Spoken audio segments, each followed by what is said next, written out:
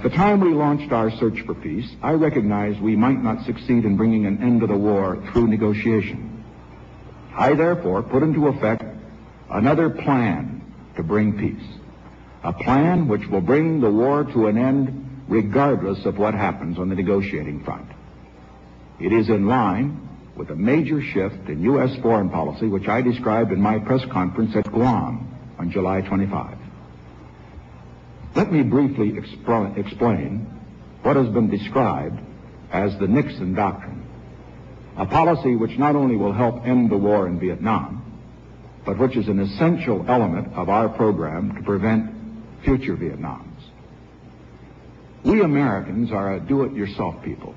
We're an impatient people. Instead of teaching someone else to do a job, we like to do it ourselves.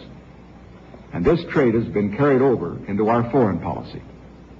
In Korea, and again in Vietnam, the United States furnished most of the money, most of the arms, and most of the men to help the people of those countries defend their freedom against communist aggression.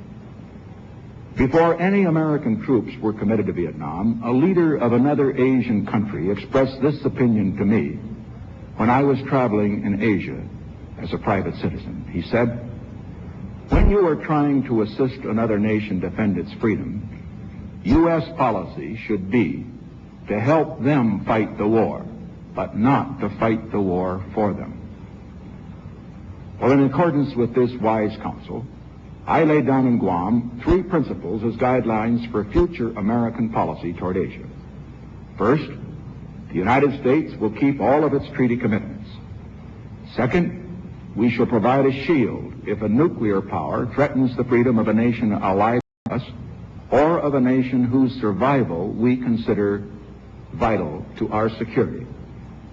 Third, in cases involving other types of aggression, we shall furnish military and economic assistance when requested in accordance with our treaty commitments. But we shall look to the nation directly threatened to assume the primary responsibility of providing the manpower for its defense. After I announced this policy, I found that the leaders of the Philippines, Thailand, Vietnam, South Korea, other nations which might be threatened by communist aggression welcomed this new direction in American foreign policy. The defense of freedom is everybody's business, not just America's business.